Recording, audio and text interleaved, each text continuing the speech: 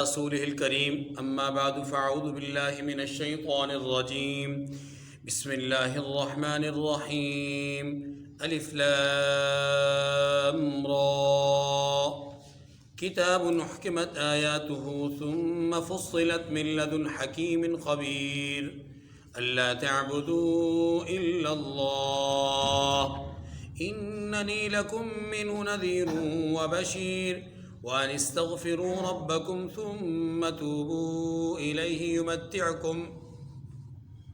يمتعكم متاعا حسنا إلى أجل مسمى ويؤتي كل ذي فضل فضله وإن تولوا فإني أخاف عليكم عذاب يوم كبير إلى الله مرجعكم وهو على كل شيء قدير ألا إنهم يثنون صدورهم ليستخفوا منه ألا حين يستغشون ثيابهم يعلم ما يسرون وما يعلنون إنه عليم بذات الصدور وما من دابة في الأرض إلا على الله رزقها ويعلم مستقرها ومستودعها كل في كتاب مبين وهو الذي خلق السماوات والأرض في 6 أيام وكان عرشه على الماء ليبلوكم أيكم أحسن عملا ولئن قلت إنكم مبعوثون من بعد الموت ليقولن الذين كفروا إن هذا إلا سحر مبين ولئن أخرنا عنهم العذاب إلى أمة معدودة ليقولن ما يحبسه ألا يوم يأتيهم ليس مصروفا عنهم وحاق بهم ما كانوا به يستهزئون صدق الله العظیم۔ سورہ ہود کی پہلی 8 آیات کریمہ تلاوت ہوئی۔ یہ سورت سورہ یونس کی طرح مکی سورت ہے۔ اس کے مضامین میں بنیادی طور پر توحید، رسالت اور آخرت کو بیان کیا گیا ہے۔ اس سورہ مبارکہ کا آغاز حروف مقطعات میں سے الف لام را سے ہوا ہے، اور ان کے بارے میں ہم یہ پہلے بھی پڑھ چکے ہیں کہ اللہ اعلم بمرادہ، ان حروف مقطعات کا معنی اللہ ہی کو معلوم ہے، یا شاید اللہ نے اپنے حبیب صلی اللہ علیہ وسلم کو اس کا علم عطا فرمایا، لیکن امت کے سامنے اس کا علم ظاہر نہیں کیا گیا۔ لہٰذا ہم یوں کہہ سکتے ہیں اللہ و رسولہ اعلم۔ تیسری بات، اس سورہ مبارکہ میں 10 رکوع ہیں، 123 آیات ہیں۔ رحمت دو عالم صلی اللہ علیہ وسلم کی ریش مبارک میں، داڑھی مبارک میں چند بال سفید ہوئے تو ایک صحابی نے عرض کی کہ یا رسول اللہ قد شبت، آپ بوڑھے ہو گئے ہیں۔ تو رحمت دو عالم صلی اللہ علیہ وسلم نے جواباً ارشاد فرمایا شیبتنی ہود، مجھے سورہ ہود نے بوڑھا کر دیا ہے۔ سورہ ہود میں کون سی ایسی بات ہے کہ جس کی وجہ سے رحمت دو عالم صلی اللہ علیہ وسلم نے اپنے بڑھاپے کو اس کی طرف منسوب کیا؟ جواب یہ ہے کہ انسان کے اوپر بڑھاپا جو آتا ہے یا ظاہر ہوتا ہے وہ عمومی طور پہ غم اور پریشانی کی وجہ سے ہوتا ہے۔ جو آدمی جس قدر خوشحال ہوگا ذہنی اعتبار سے، معاشی اعتبار سے، مالی اعتبار سے، خانگی اعتبار سے، وہ آدمی اسی قدر جوان تازہ دم معلوم ہوگا۔ جو آدمی جس قدر پریشانیوں میں مبتلا ہوگا وہ اسی قدر جسمانی اعتبار سے نحیف، کمزور اور بوڑھا معلوم ہوگا، اگرچہ اس کی عمر کم ہو۔ اب رحمت دو عالم صلی اللہ علیہ وسلم نے اپنے بڑھاپے کو اس کی طرف کیوں منسوب کیا؟ کون سی ایسی غم کی بات ہے، کون سی ایسی پریشانی والی بات ہے جو اس صورت میں موجود ہے اور دوسری صورتوں میں نہیں ہے یا کم ہے؟ جواب: سورہ ہود میں اللہ تعالیٰ نے چند انبیاء کی قوموں کا ذکر کیا ہے، اور یہ صرف ذکر نہیں ہے بلکہ ان کی ہلاکتوں کو بیان کیا ہے، ان کی تباہیوں کو بیان کیا ہے، اور ان پر اپنے عذاب کو بیان کیا ہے۔ رحمت دو عالم صلی اللہ علیہ وسلم نے ان واقعات کے تناظر میں اپنی امت کے حالات پر غور کیا تو آپ صلی اللہ علیہ وسلم پریشان ہو گئے کہ میری امت کے حالات بھی شاید ان سے مختلف نہیں ہوں گے، تو میری امت بھی ہلاک ہو جائے گی، میری امت پر بھی عذاب آئے گا، میری امت بھی اجتماعی طور پر مصیبت میں دوچار ہوگی۔ تو آپ صلی اللہ علیہ وسلم یہی سوچ کر کے آپ پر یہ جو کیفیت طاری ہوئی کمزوری والی یا بڑھاپے والی، اس کی طرف آپ نے اشارہ کیا کہ مجھے خوف کھائے جا رہا ہے سورہ ہود میں جو بیان کیے گئے واقعات ہیں ان کے تناظر میں اپنی امت پر خوف کھایا جا رہا ہے، ٹھیک ہے، اس لیے یہ بڑھاپے کے آثار نظر آ رہے ہیں۔ بات ختم۔ اس سورہ مبارکہ کی ابتدا میں جن آیات کو ہم نے پڑھا ہے، اس میں نمبر 1 قرآن مجید کی عظمت کو بیان کیا گیا، پہل قرآن پاک کی عظمت کو بیان کیا گیا، اور یہ بات اجاگر کی گئی ہے کہ قرآن پاک کو اگر کوئی آدمی، کوئی انسان اللہ کی طرف سے نازل شدہ مانتا ہے اور اس کی عظمت کا اعتراف کرتا ہے، اس کی شان اور اس کی بلندی کو اپنے دل میں جگہ دیتا ہے، تو وہ یقیناً اس کے اندر موجود احکامات کو بھی تسلیم کرے گا اور ان پر عمل بھی کرے گا۔ اور جو آدمی قرآن پاک کے احکامات کو مانتا ہے، اس پر عمل کرتا ہے، تو وہ اللہ کی طرف سے ہدایت یافتہ ہوتا ہے۔ تو قرآن مجید کی عظمت کو اس لیے بیان کیا گیا تاکہ لوگ اس کی عظمت کو دل میں رکھ کر کے ہدایت کی طرف مائل ہو سکے اور ہدایت کا راستہ ان کے لیے کھل سکے۔ اب اگلی بات، نزول قرآن کا جو مقصد ہے اللہ تعالیٰ نے اس کو یہاں پر 2 طرح سے بیان کیا ہے۔ نمبر 1، اللہ کی عبادت کرو، نمبر 2، اپنے گناہ بد سے توبہ کرو۔ اور یہاں گناہ بد سے مراد بنیادی طور پہ کفر اور نفاق ہے کہ اس سے آپ توبہ کرو، استغفار کرو، راہ ہدایت کی طرف آ جاؤ۔ اس کے بعد اللہ تعالیٰ نے اپنی قدرت کو بیان کیا ہے، اور یہ جو قدرت الہی بیان ہوئی ہے یہ علمی احاطے کے تناظر میں بیان ہوئی ہے۔ کیا مطلب یہ ہے کہ اللہ تعالیٰ نے یہ بات باور کروائی ہے کہ دیکھو تمہارے اعمال، تمہاری سوچ مجھ سے مخفی نہیں، نہ تمہارے اعمال نہ تمہاری سوچ، ہر چیز میرے احاطہ علم میں ہے، اور ہر چیز پر میری قدرت کی مہر لگی ہوئی ہے، اور ہر چیز میرے دائرہ اختیار میں ہے، لہذا تم کسی غلط فہمی کا شکار نہ رہنا۔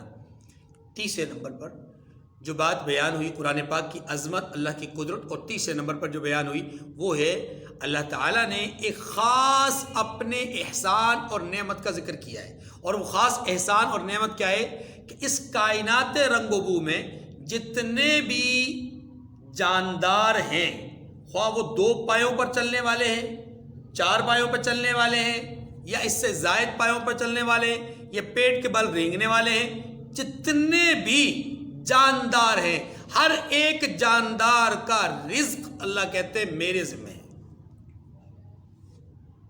اب دیکھیے آیات کو، فرمایا الف لام را کتاب احکمت آیاتہ ثم فصلت من لدن حکیم خبیر اللہ تعبدوا الا اللہ۔ الف لام را حروف مقطعات میں سے، اللہ عالم بمرادی۔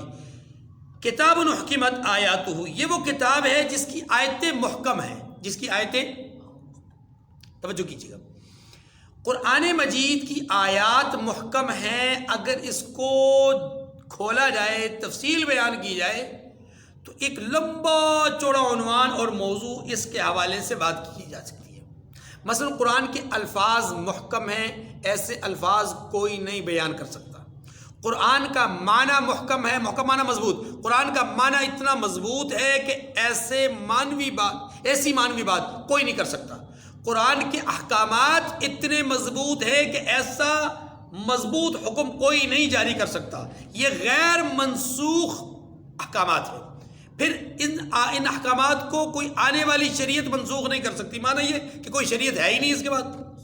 قرآن مجید کے واقعات محکم ہیں کہ ان واقعات میں ذرہ برابر کوئی تردد، کوئی شک نہیں. حتیٰ کہ وہ واقعات جو لوگوں نے سینہ بسینہ اپنے آباء و اجداد سے سن رکھے تھے اور آگے پھیلا رکھے تھے، ان واقعات کی کوریکشن بھی قرآن پاک کے ذریعے سے کی جاتی رہی کہ جناب ان واقعات میں یہ حکم ہے، ان واقعات میں یہ کمی ہے، آؤ قرآن پاک سے پڑھو. قرآن پاک نے جو بیان کیا وہ بالکل محکم اور مضبوط ہے. اچھا، پھر قرآن پاک کی مثالیں محکم اور مضبوط ہیں، ایسی جاندار اور شاندار مثالیں کہ ان مثالوں کا توڑ کوئی نہیں ہے. مثلا ایک مثال اللہ تعالیٰ فرماتے ہیں مثل الذین اتخذوا من دون اللہ اولیاء کمثل العنکبوت. جو لوگ غیر اللہ کی پوجا کرتے ہیں، غیروں کو اللہ کے ساتھ شریک سمجھتے ہیں، ان کی مثال ایسی ہے جیسے کہ مکڑی کا جالا. جیسے مکڑی کے جالے میں کوئی جان نہیں ہوتی، اس کے گھر میں کوئی مضبوطی نہیں ہوتی، کسی قسم کا کوئی اس کے اندر پائیداری کا معاملہ نہیں ہوتا. فرمایا بالکل اسی طرح اس معبود اور اس عابد کے رشتے میں کوئی پائیداری نہیں ہے. یہ یہاں بھی اور وہاں بھی، دونوں جگہ ایک دوسرے سے کٹے ہوئے ہیں، لیکن سمجھتے ہیں، عابد سمجھتا ہے کہ میرا معبود کے ساتھ بڑا گہرا رشتہ ہے.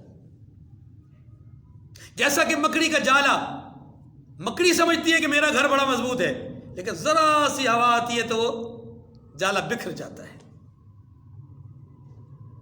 بارش اور طوفان اور آندھی اور زلزلے اور سیلاب وہ تو ہے ہی بڑی چیز ہے، ذرا سی ہوا چلی اور اس کا جالا اور اس کے بغیر. ان اوہن البیوت لبیت العنکبوت، سب سے کمزور ترین گھر وہ کس کا ہے؟ مکڑی کا. یا ایھا الناس ضرب مثل فاستمعوا له ان الذين تدعون من دون الله لن يخلقوا ذبابا ولو اجتمعوا له. یہ بھی ایک مثال دی ہے کوئی دنیا میں کوئی اس کو پورا کرنے والا چیلنج کو تو قبول کر. فرمایا جن کو تم پوچھتے ہو وہ مکھی تو دور کی بات، مکھی کا پر بھی نہیں بنا سکتے. اور پھر اس سے اگلی بات کی گئی وَإِنْ يَسْلُبْهُمُ الذُّبَابُ شَيْئًا لَا يَسْتَنْقِذُوهُ مِنْهُ.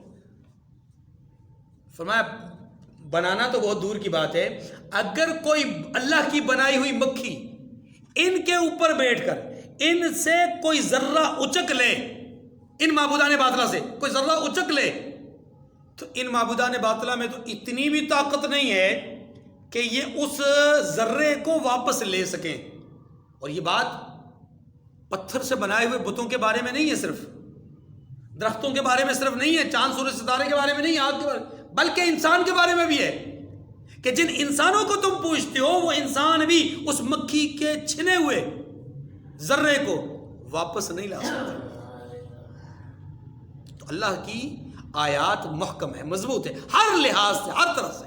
اس لیے فرمایا کتاب محکمہ، یہ کتاب ایسی ہے کہ جس کی آیات محکم ہیں. ثم فصلت من لدن حکیم خبیر، پھر یہ آیات اللہ حکیم و خبیر کی طرف سے بڑی تفصیل کے ساتھ بیان کی گئی ہے، بڑی تفصیل کے ساتھ. اور اس تفصیل کو میں اگر یوں کہوں، دیکھیے اللہ خالق ہے، اللہ مالک ہے. اگر اللہ اپنے حبیب صلی اللہ علیہ وسلم کے ذریعے سے ایک آیت میں یوں کہہ دیتے یا ایھا الناس اعبدوا ربکم، آگے بھی نہ کہتے، صرف اتنا کہتے یا ایھا الناس اعبدوا ربکم، اے لوگو اپنے رب کی عبادت کرو، تو اللہ کا یہ آرڈر اور یہ حکم ہی کافی تھا. کوئی واقعہ آدم علیہ السلام کا نہ بیان ہوتا، نہ شیطان کے ساتھ مقابلہ ذکر کیا جاتا، نہ نوح علیہ السلام کی دعوت و تبلیغ کا ذکر کیا جاتا، نہ قوم کی پستی اور ہلاکت کو بیان کیا جاتا، نہ آگے قوموں کا ذکر کیا جاتا، نہ ان کی ہلاکتوں کو، نہ ان کی بربادیوں کو، نہ ان کے جرائم کو، نہ اللہ کی پکڑ کو، نہ اللہ کی طرف سے ڈیل اور رحمت کو، نہ اللہ کی طرف سے نعمتوں کو، نہ ان کی نعمت کی قدردانیوں کو، کسی چیز کو نہ بیان کیا جاتا، کوئی مثال نہ دی جاتی، کوئی عبرت نہ دی جاتی، صرف یہ کہا جاتا یا ایھا الناس اعبدوا ربکم، اپنے رب کی عبادت کرو. تو تب بھی ہم پر فرض تھا کہ ہم اللہ کی عبادت کرتے. ہم نہیں کہہ سکتے تھے کہ یا اللہ تو نے پچھلی قوموں کا ذکر ہی نہیں کیا، تو نے بیان ہی نہیں کیا کہ نوح علیہ السلام کی قوم کے ساتھ کیا ہوا، آدم علیہ السلام نے کہ بیٹے حابیل اور قابیل کے درمیان کیا ہوا، واقعات ہمیں نہیں پتا. اس کی ضرورت ہی نہیں، لیکن اللہ کی رحمت ہے، وہ کہتا ہے ثم فصلت من لدن حکیم خبیر، وہ بڑی حکمتوں والا ہے، وہ جانتا ہے کہ میرے بندوں کو میری آیات سے کس قدر فائدہ ہونا ہے، اسی لیے اس نے آیات کو کھول کھول کے بیان کیا، فصلت کھول کھول کے بیان کیا، خبیرن، اور وہ انجام سے باخبر ہے، اپنے بندوں کے انجام سے، اس لیے اس نے بات اتمام حجت کے طور پہ ساری کر دی ہے۔ اب قرآن پاک کے نزول کے دو مقصد، اللہ تعبدوا الا اللہ، ان آیات کو کھول کر بیان کیوں کیا گیا؟ تاکہ تم اللہ کے سوا کسی اور کی عبادت، اللہ تعبدوا الا اللہ، اللہ کے سوا کسی کی عبادت نہ کرو، اس لیے کھول کے بیان کیا۔ وہ ایک توحید بنیادی مقصد ہے۔ نزول آیات کا بنیادی مقصد کیا ہے؟ مخلوق کا خالق کے ساتھ گہرا رشتہ اور تعلق ہو جائے۔ آگے اننی لکم منہ نذیر و بشیر، یہاں منصب رسالت کی بات آ گئی۔ فرمایا محبوب آپ کہہ دیجئے میں اس کی طرف سے تمہیں ڈر سنانے والا اور خوشخبری دینے والا ہوں۔ یہ منصب رسالت بیان ہوا۔ پھر قرآن پاک کا دوسرا مقصد وَاسْتَغْفِرُوا رَبَّكُمْ، قرآن پاک کی آیات کو کیوں کھول کے بیان کیا گیا؟ تاکہ اپنے پروردگار سے تم بخشش طلب کرو، ثم توبوا الیہ، اور پھر اس کے آگے توبہ کرو اس کے سامنے، یمتعکم متاعا حسنا الی اجل مسمی، وہ تمہیں ایک وقت مقرر تک اچھی زندگی سے بہرہ مند کرے گا۔ متاعا حسنا، اچھی زندگی۔ دیکھیے اس دنیا کے اندر کافر کو بھی زندگی ہے، اور وہ ایک وقت تک وہ بھی کھاتا ہے پیتا ہے، عیش و عشرت کی زندگی گزارتا ہے، بلکہ شاید بعض حالات میں مسلمانوں سے زیادہ اچھی زندگی گزار رہا ہوتا ہے بظاہر۔ تو کیا وہ متاع حسن ہے؟ اور اگر وہ بھی متاع حسن ہے تو پھر توبہ کرنے والے کی متاع حسن میں اور نہ توبہ کرنے والے کی متاع حسن میں کیا فائدہ ہوگا؟ رب کی عبادت کرنے والے اور غیر اللہ کی پوجا کرنے والے کی متاع حسن میں کیا فائدہ ہوگا؟ یا متاع حسن کیسے ہوگی؟ جواب اس کا یہ ہے کہ عیش و عشرت کی زندگی متاع حسن نہیں ہے۔ متاع حسن کا معنی یہ کہ وہ زندگی جو اس کو فائدہ دے ابدی زندگی کے لحاظ سے، ایسی زندگی گزارنے کی اللہ توفیق دے گا کس کو؟ جو اللہ کی عبادت کرے گا، توبہ استغفار کرے گا، اللہ اس کو ایسی زندگی گزارنے کی توفیق دے گا کہ وہ زندگی اس کے لیے متاع حسن بن جائے گی، یعنی آنے والی زندگی کے لیے نفع مند بن جائے گی۔ اور یہی ایک وہ بات ہے جو مومن اور کافر کے درمیان فرق پیدا کرتی ہے، ورنہ کافر بہت اچھی زندگی بظاہر گزار رہا ہوتا ہے، بڑے بڑے محلات میں زندگی گزار رہا ہوتا ہے، بہت ساری آسائش زندگی اس کے پاس موجود ہوتی ہے، لیکن وہ اصل نہیں ہے۔ کیوں؟ اس لیے کہ یہ ساری چیزیں اس کے لیے آزمائش ہے، یہ ساری چیزیں اس کے لیے اتمام حجت ہیں، یہ ساری چیزیں اس کے گناہوں میں اضافے کا ذریعہ ہے۔ جبکہ اس کے مقابلے میں مومن، اس کو اگر یہ چیزیں ملتی بھی ہیں تو ان چیزوں کو وہ آخرت کا سامان بناتا ہے۔ دیا ہوا رب کا رزق اسے خود بھی استعمال کرتا ہے، راہ خدا میں بھی خرچ کرتا ہے، اللہ کی منشا اور مرضی کے مطابق خرچ کرتا ہے۔ یوں اس کو جو اللہ نے رزق دیا ہوتا ہے وہ رزق بھی اس کے لیے اخروی طور پہ نفع مند ہو جاتا ہے۔ جان ہے، وہ اپنی جان کو اپنی ذات کے لیے بھی خرچ کرتا ہے اور غریبوں کی غربت پروری کے لیے بھی خرچ کرتا ہے، تو گویا وہ اپنی جان کو آخرت کے لیے نفع مند بنا رہا ہے۔ اگر ذہنی صلاحیت موجود ہے تو وہ اپنی ذہنی صلاحیتوں کو اپنی ذات کے لیے بھی فائدہ مند بناتا ہے اور ساتھ ساتھ دوسروں کے لیے مفید اور مفید اور معاون بناتا ہے۔ اس سے بھی کیا ہوتا ہے؟ یہ آخرت کے لیے ذخیرہ بن جاتا ہے۔ اس کے پاس علم ہے تو وہ اپنے علم سے خود ہی صرف فائدہ نہیں اٹھاتا بلکہ دوسروں کو بھی فائدہ دیتا ہے۔ اب اس سے کیا ہے؟ یہ آخرت کے لیے ذخیرہ، تو گویا اس کا ہر قدم اور ہر لحظہ اور ہر گھڑی وہ آخرت کے لیے مفید ہے، اس لیے اس کو متاع حسن کہا گیا۔ متاع، دیکھیے فرمایا وَيُؤْتِ كُلَّ ذِي فَضْلٍ فَضْلًا، اور ہر صاحب بزرگ کو اس کی بزرگی دے گا، یعنی کیا مطلب؟ ہر صاحب فضل کو اس کی فضیلت عطا کرے گا، جو شرف والا ہے اس کو شرف عطا کرے گا، جو اجر والا ہے اس کو اجر عطا کرے گا۔ وَإِن تَوَلَّوْا فَإِنِّي أَخَافُ عَلَيْكُمْ عَذَابَ يَوْمٍ كَبِيرٍ، یہ ایک دھمکی ہے۔ فرمایا اور اگر روگردانی کرو گے تو مجھے تمہارے بارے میں بڑے دن کے عذاب کا ڈر ہے۔ معنی یہ کہ محبوب آپ ان سے کہہ دو کہ اگر تم قرآن سے روگردانی اختیار کرو گے تو پھر ڈر ہے کہ قیامت کے دن تمہیں سخت رسوائی کا سامنا کرنا پڑے گا۔ إِلَى اللَّهِ مَرْجِعُكُمْ وَهُوَ عَلَى كُلِّ شَيْءٍ قَدِيرٌ، یہاں سے اللہ کی قدرت شروع ہوتی ہے۔ توجہ، قدرت کا بیان شروع ہوتا ہے۔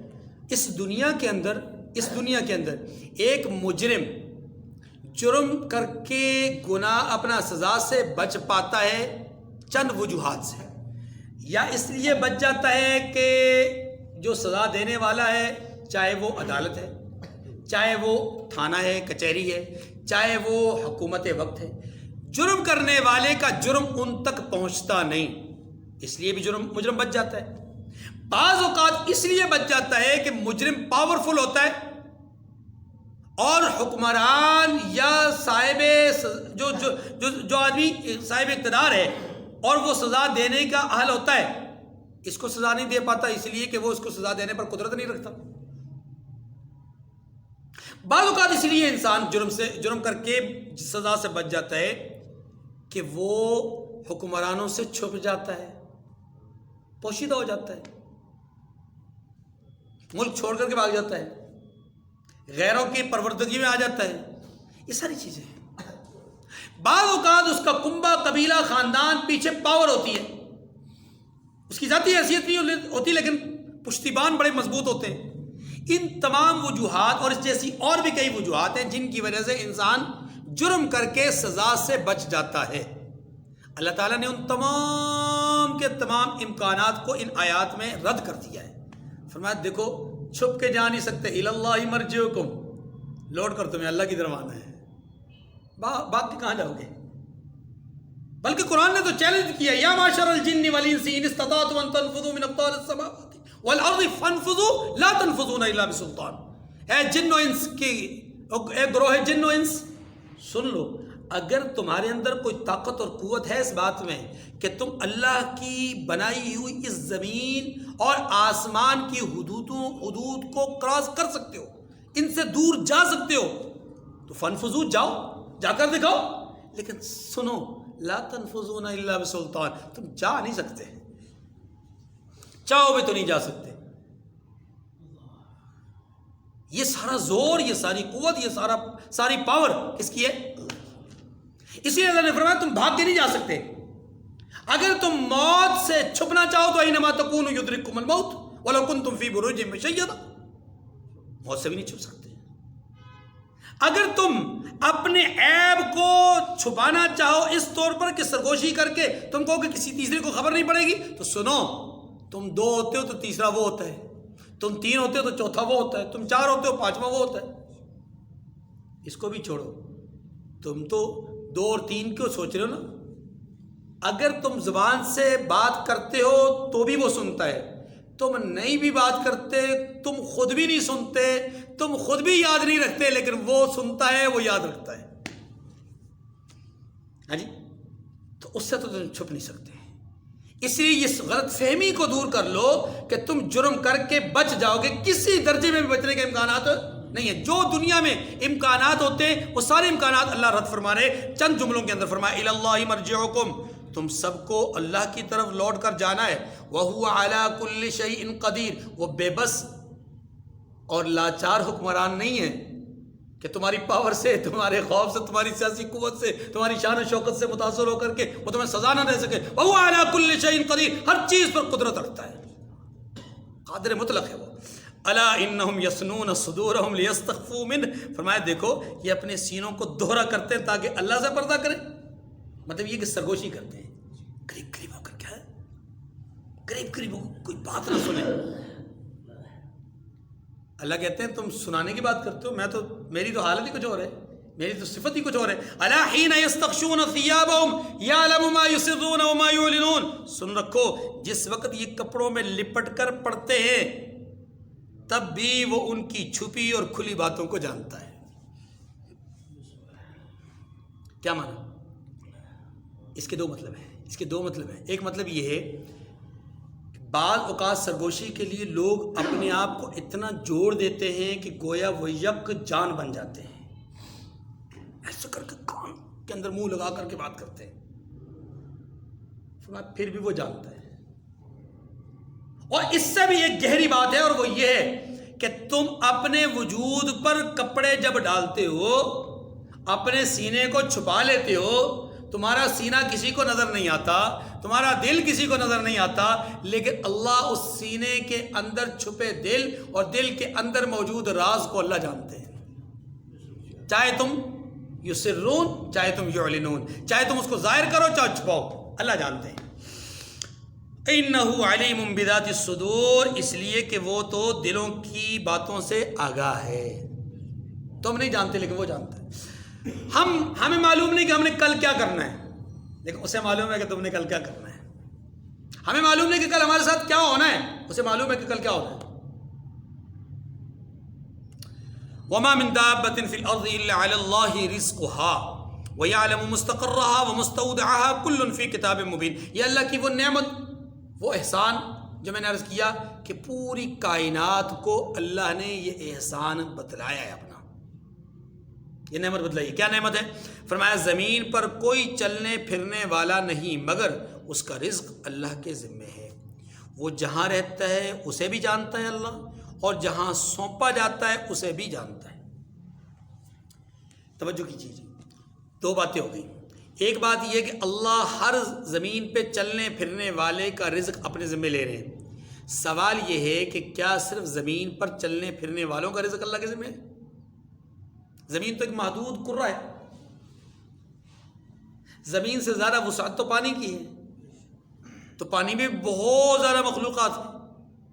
پھر آسمان ہے، آسمان کے اوپر بھی مخلوقات ہیں، آسمان کے نیچے فضا اور خلا میں بھی چرند پرند اڑتے پھرتے ہیں، تو کیا ان کی روزی اللہ کے ذمہ نہیں؟ جواب اس کا یہ ہے کہ ان کی روزی بھی اللہ کے ذمہ ہے۔ یہاں جو کہا گیا کہ زمین پر چلنے والے تمام چوپائے ان کا رزق اللہ کے ذمہ ہے، یہاں چوپائے سے مراد جاندار ہے، مطلقاً کیا ہے؟ جاندار، چاہے وہ پیٹ کے بل رینگ رہا ہو، چاہے دو ٹانگوں پہ چل رہا ہو، چاہے کئی ٹانگیں ہوں، ہاں جی، چاہے کئی ٹانگیں ہوں، جیسے بعض کیڑے ہوتے ہیں جن کی بہت ساری ٹانگیں ہوتی ہیں، چاہے 4 ٹانگوں والا ہو، ہر چیز جو جاندار کے حکم میں آتی ہے وہ چوپائے کے لفظ کے اندر شامل ہے۔ ایک بات، دوسری بات یہ کہ زمین کا کہہ کر اس بات کی طرف اشارہ کیا ہے کہ انسان ہو یا جاندار، انسان ہو یا جاندار، جتنے بھی جاندار ہیں ان تمام جانداروں کی روزی کا بنیادی طور پر ذریعہ زمین ہے۔ بنیادی طور پر ذریعہ کیا ہے؟ زمین ہے۔ اور کل شیء، ہر چیز کی نسبت کس کی طرف کی جاتی ہے؟ اس کی اصل کی طرف کی جاتی ہے۔ تو اگر ہم غور کریں، ہر چیز کی نسبت جب اصل کی طرف کی جاتی ہے تو پھر اب ہم غور کریں تو ایک کیڑا جو زمین پہ چل رہا ہے اس کی نسبت بھی زمین کی طرف ہے، انسان جو زمین پر چل رہا ہے اس کی نسبت زمین کی طرف کی گئی ہے، مچھلی ہے اس کی نسبت بھی زمین کی طرف ہے، کیکڑے کی نسبت بھی زمین کی طرف ہے، ہاں جی۔ اسی طریقے سے دریائی، فضائی، چرند پرند، ہر مخلوق کی نسبت زمین کی طرف اس لیے کی گئی کہ زمین ہی انسانوں اور دیگر جانداروں کی روزی کا بنیادی ذریعہ اور سبب ہے۔ تو بنیادی طور پر یہاں بیان کیا گیا کہ اے جانداروں، تمہاری روزی کا سبب زمین ہے، تو اس زمین پر رہنے والے جتنے جاندار ہیں ان سب کی روزی ہم نے اپنے ذمہ لی ہے۔ ایک بات یہ پوری ہو گئی، اب اگلی بات سمجھیے۔ سوال یہ ہے کہ اللہ نے اپنے ذمہ کیسے لے لی؟ بھائی ہم تو محنت کر کے کھاتے ہیں، کوئی کہہ سکتا ہے ہم تو جی محنت کرتے ہیں، فیکٹری میں جاتے ہیں، روڈ کی کھدائی کرتے ہیں، یا اپنا کھیت میں ہل چوتتے ہیں، یہ وغیرہ وغیرہ داری کا مختلف قسم کے ذریعے۔ اس کا جواب یہ ہے کہ اللہ نے مختلف چیزوں کو مختلف قسم کے کاموں میں مصروف کر کے روزی پہنچانے کا سبب ان کو دیا ہے۔ یعنی یہ جو اسباب ہیں، یہ اسباب کس نے پیدا کیے؟ اللہ نے۔ جو آدمی ہاتھ سے مشقت کر کے چیزوں کو توڑتا ہے اور توڑ کر کے دن بھر توڑتا ہے، توڑنے کے بعد شام کو اجرت لیتا ہے، ان ہاتھوں کو دیکھیے، یہ ہاتھ بنائے کس نے؟ کس نے؟ اللہ نے۔ اگر یہ ہاتھ نہ ہوتے تو یہ سبب یہ اختیار کر سکتا تھا؟ نہیں۔ جس کے پاس اللہ نے ٹانگیں دی ہیں وہ ٹانگوں کو استعمال کر کے، پاؤں کو استعمال کر کے چل پھر کر کے روزی کماتا ہے۔ اگر یہ ٹانگیں نہ ہوتی تو وہ چل پھر کر روزی کما سکتا؟ نہ۔ جس کے پاس عقل ہے، فہم ہے، ادراک ہے، اگر وہ عقل و فہم اور ادراک سے خالی ہوتا، مجنون، دیوانہ، پاگل ہوتا، تو کیا وہ روزی کما سکتا تھا؟ نہیں، کما نہیں نہ سکتا تھا۔ معلوم یہ ہوا کہ ایک آدمی جسے اللہ نے زرعی زمین دی ہے تو اس کو یہ سبب دیا ہے کہ یہ زرعی زمین تمہارے ذمہ ہے، اب اس کو جوتو، اس کے اندر ہل چلاؤ، اس کے اندر ٹریکٹر چلاؤ، اس کے اندر بیج ڈالو، اس کے اندر کھاد ڈالو، اس کے اندر جو جڑی بوٹیاں ان کو ہٹاؤ، اس کے اندر صفائی ستھرائی کا خیال رکھو، پانی پہنچاؤ، یہ تمہاری ذمہ داری ہے۔ تمہارے ذریعے سے تمہیں بھی روزی دوں گا، تمہارے ذریعے سے کئیوں کو روزی دوں گا۔ ایک آدمی جو کہ فیکٹری کے دفتر میں جا کر کے بیٹھتا ہے، آرام دہ سیٹ پر بیٹھتا ہے، مرضی سے پانی منگواتا ہے، مرضی سے کافی چائے منگواتا ہے، ٹانگ پہ ٹانگ رکھ کے بیٹھتا ہے، لیکن یہ اللہ نے اس کو یہ سبب دیا ہے کہ یہ اپنے ذہن کا استعمال کرتا ہے، اپنی صلاحیتوں کا استعمال کرتا ہے، اور اپنے ماتحت 100 200 400 1000 2000 5000 افراد کو، لیبر کو لے کر کے چلتا ہے، ان کے اوپر کچھ لوگوں کو مقرر کرتا ہے، وہ ان کو لے کر کے چلتے ہیں۔ یہ سارے کے سارے جو اسباب کے درجے میں اس ایک آدمی کے تحت فیکٹری دی ہے، اس فیکٹری کے اندر اتنے سارے لوگ جو کام کر رہے ہیں، ان تمام لوگوں کی جو محنت ہے، یہ سارے کے سارے اللہ تعالیٰ نے پیدا کیے ہیں۔ ان کی صلاحیتوں کو اللہ نے پیدا کیا ہے، ان کی ہنرمندی کو اللہ نے پیدا کیا ہے۔ اگر ان کے پاس یہ ہنر نہ ہوتا تو یہ فیکٹری کیسے چلتی؟ اس کے پاس دیا ہوا اللہ کا سرمایہ نہ ہوتا تو یہ فیکٹری کیسے بناتا؟ اس لیے اس کائنات میں جتنے بھی لوگ جس جس کام میں لگے ہوئے، یہ اللہ کی طرف سے مصروف کار ہیں اور ایک خدمت پر مامور ہیں، اس کائنات کی خدمت پر مامور ہے۔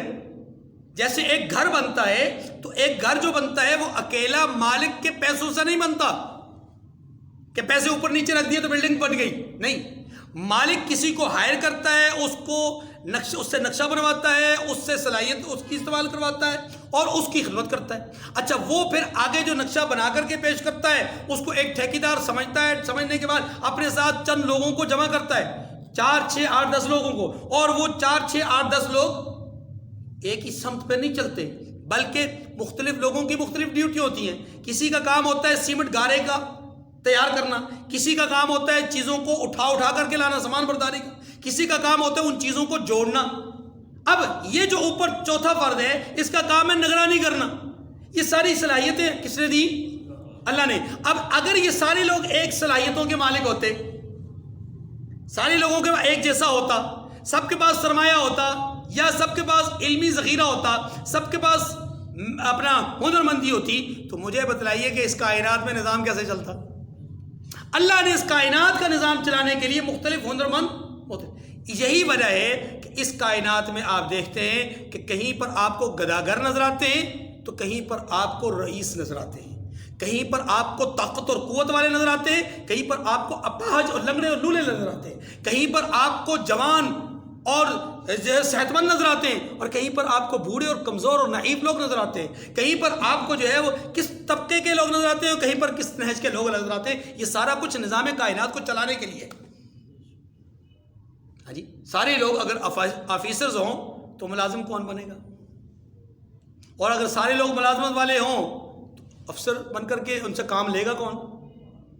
اس لیے بے ہنگم زندگی کو اللہ نے منظم زندگی بنایا ہے، اور یہی اس کی طرف سے روزی رسانی کا ایک ذریعہ ہے۔ جیسے ایک نوالا ہمارے منہ میں آتا ہے روٹی کا، تو اس ایک نوالے کے پیچھے پتہ نہیں کتنے لوگوں کی محنت اور کتنا سرمایہ خرچ ہو کر کے ایک نوالا آتا ہے۔ اگر یہ ساری چیزیں محنت کار فرما نہ ہو تو ڈائریکٹ میرے پاس زمین نہیں ہے تو میں روزی کہاں سے لوں گا؟ مطلب اپنا گندم کہاں سے لوں گا جب میرے پاس اگر ہر زمیندار اپنی زمین کی گندم کو خود کھائے، کسی کو نہ دے، تو آپ بتائیے کہ کیا باقی لوگ گندم کھا سکتے ہیں؟ باقی لوگ چاول کھا سکتے ہیں؟ خاص طور پہ سیالکوٹ والے لوگ تو بیچارے بھوکے مر جائیں گے۔ وما من دابۃ فی الارض الا علی اللہ رزقها ویعلم مستقرها ومستودعها۔ دوسری بات جو یہاں سمجھنے والی تھی وہ یہ تھی کہ اللہ اس کو بھی جانتا ہے، اس جگہ کو بھی جانتا ہے جہاں وہ انسان یا وہ جاندار مستقل رہتا ہے، اور اس جگہ کو بھی اللہ جانتا ہے جہاں پر وہ سونپا جاتا ہے، یعنی عارضی طور پہ رہتا ہے۔ کیا مطلب ہوا؟ اس کا مطلب یہ ہوا، دو طرح کے معنی ہیں۔ ایک معنی یہ ہے کہ انسان اپنی زندگی میں بعض حالات میں، بعض مواقع پر انسان اپنی زندگی میں اس دنیاوی زندگی کے اعتبار سے مستقل ایک ٹھکانہ بناتا ہے. بعض حالات میں اس کا ٹھکانہ مستقل نہیں ہوتا، بعض جگہوں میں اس کا ٹھکانہ عارضی ہوتا ہے. مثال کے طور پر حاجی صاحب ابھی یہاں پر ہے، اپنے مستقل ٹھکانے پر ہیں سیالکوٹ میں، لیکن ہو سکتا ہے یہ اگلے مہینے میں بحرین چلے جائیں. وہ ان کا مستقل ٹھکانہ نہیں ہے، وہ عارضی ٹھکانہ ہے. اگرچہ اس عارضی ٹھکانے کو انہوں نے اس مستقل ٹھکانے سے زیادہ وقت دیا، 50 سال سے زیادہ دے دیے، لیکن پھر بھی ہے عارضی. ان کا مستقل ٹھکانہ ان کا اپنا وطن ہے، ایک لحاظ سے یوں سمجھیے. دوسرا اس کو اگر یوں کہہ لیجئے کہ اس انسان کی جو ابدی زندگی، اس ابدی زندگی سے پہلے دو ٹھکانے، ایک دنیاوی ٹھکانہ ہے، ایک برزخی ٹھکانہ ہے. جو دنیاوی ٹھکانہ ہے وہ اگر مستقل سمجھ لیا جائے اور برزخی ٹھکانے کو عارضی سمجھ لیا جائے تو تب بھی اس کا معنی یہ کہ اللہ جانتا ہے کہ جو وہ زندگی میں کھا پی رہا ہے، اور اللہ جانتا ہے کہ جو برزخی زندگی میں کھا پی رہا ہے. اب وہاں کیا کھا پی رہا ہے؟ جیسے شہید کھاتا ہے پیتا ہے، لیکن تم نہیں جانتے. اسی طریقے سے جو مجرم ہوتا ہے اس کو سزا دی جاتی ہے، اس کو کھولتا ہوا پانی پلایا جاتا ہے، وہاں پر عذاب میں مبتلا کیا جاتا ہے، تم نہیں جانتے. کل فی کتاب مبین، یہ سب کچھ کتاب روشن میں لکھا ہوا. وهو الذی خلق السماوات والارض فی ستۃ ایام وکان عرشه علی الماء لیبلوکم ایکم احسن عملا. یہ بات پہلے بھی کئی دفعہ گزر چکی ہے. فرمایا اور وہی تو ہے جس نے آسمانوں اور زمینوں کو 6 دن میں بنایا، اور اس وقت اس کا عرش پانی پر تھا. لیبلوکم ایکم احسن عملا. بنایا کیوں ہے؟ انسان کو کیوں بنایا؟ آسمان و زمین کو کیوں بنایا؟ اور یہ کائنات کا یہ نظام انسان کے سپرد کیوں کیا، یا انسان کو اس میں کیوں بسایا؟ لیبلوکم ایکم احسن عملا. مقصود یہ ہے کہ وہ تمہیں آزمائے کہ تم میں عمل کے لحاظ سے کون بہتر ہے. حدیث قدسی ہے، کنت کنزا مخفیہ، یا کنت کنزا، کہ میں ایک چھپا ہوا خزانہ تھا، پھر میں نے چاہا کہ میں خود کو ظاہر کروں. اللہ فرماتے ہیں میں چھپا خزانہ تھا، میں نے چاہا کہ میں خود کو ظاہر کروں. فخلقت الخلائق، پھر میں نے مخلوقات بنائی، اس کائنات کو بنایا. تب کچھ بھی نہیں تھا، اللہ تھے، نہ پانی تھا نہ زمین تھا. وَلَئِن قُلْتَ إِنَّكُمْ مَبْعُوثُونَ مِن بَعْدِ الْمَوْتِ لَيَقُولَنَّ الَّذِينَ كَفَرُوا إِنْ هَٰذَا إِلَّا سِحْرٌ مُّبِينٌ. اور اگر آپ ان سے کہو کہ تم لوگ مرنے کے بعد اٹھائے جاؤ گے تو کافر کہہ دیں گے کہ یہ تو کھلا جادو ہے، یعنی یہ جادوگر کی بات ہے، یہ تو حقیقت نہیں ہے.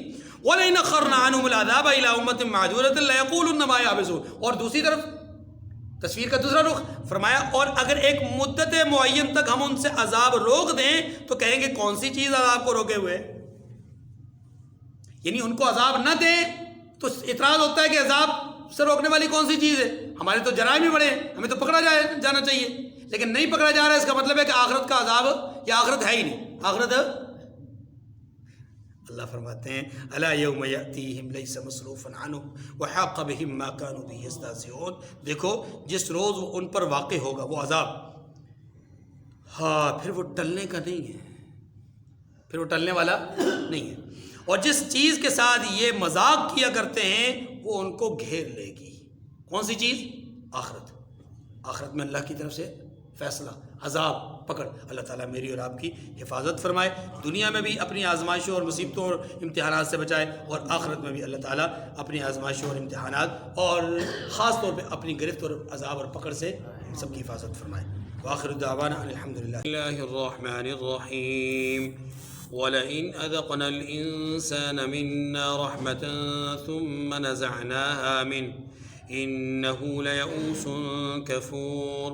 وَلَئِنْ أَذَقْنَاهُ نَعْمَاءَ بَعْدَ ضَرَّاءَ مَسَّتْهُ لَيَقُولَنَّ ذَهَبَ السَّيِّئَاتُ عَنِّي إِنَّهُ لَفَرِحٌ فَخُورٌ إِلَّا الَّذِينَ صَبَرُوا وَعَمِلُوا الصَّالِحَاتِ أولئك لهم مغفرة وأجر كبير. فلعلك تارك بعض ما يوحى إليك وضائق به صدرك أن يقولوا لولا أنزل عليه كنز أو جاء معه ملك إنما أنت نذير والله على كل شيء وكيل. أم يقولون افتراه قل فأتوا بعشر سور مثله مفتريات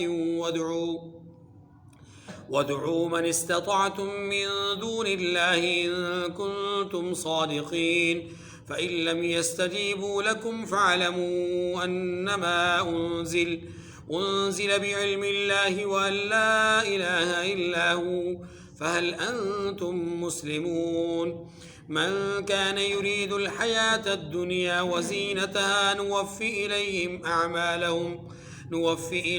أعمالهم فيها وهم فيها لا يبخسون أولئك الذين ليس لهم في الآخرة إلا النار وحبط ما صنعوا فيها وباطل ما كانوا يعملون أفمن كان على بينة من ربه ويتلوه شاهد منه ومن قبله كتاب موسى إماما ورحمة أولئك يؤمنون به ومن يكفر به من الأحزاب فالنار موعده فلا تك في مرية منه إنه الحق من ربك ولكن أكثر الناس لا يؤمنون ومن أظلم ممن افترى على الله كذبا أولئك يعرضون على ربهم ويقول الأشهاد هؤلاء الذين كذبوا على ربهم ألا لعنة الله على الظالمين الذين يصدون عن سبيل الله ويبغونها عوجا وهم بالآخرة هم كافرون أولئك لم يكونوا معجزين في الأرض وما كان لهم من دون الله من أولياء يضاعف لهم العذاب ما كانوا يستطيعون السمع وما كانوا يبصرون أولئك الذين خسروا أنفسهم وضل عنهم ما كانوا يفترون لا جرم أنهم في الآخرة هم الأخسرون إن الذين آمنوا وعملوا الصالحات وأخبتوا إلى ربهم أولئك أصحاب الجنة هم فيها خالدون مثل الفريقين كالأعمى والأصم والبصير والسميع هل يستويان مثلا أفلا تذكرون صدق اللہ العظیم۔ سورہ ہود کی 16 آیات کریمہ آیت نمبر 9 سے آیت نمبر 24 تک آپ کے سامنے تلاوت ہوئی۔ ان آیات کریمہ سے پہلے آیت نمبر 8 میں اللہ تعالیٰ نے یہ بات ارشاد فرمائی کہ اگر ہم کافروں کو مہلت دیں تو وہ کہتے ہیں کہ عذاب آتا کیوں نہیں، اور اگر ان کو مہلت نہ دیں تو پھر قیامت کے دن چیخیں گے چلائیں گے کہ ہمیں موقع نہیں ملا۔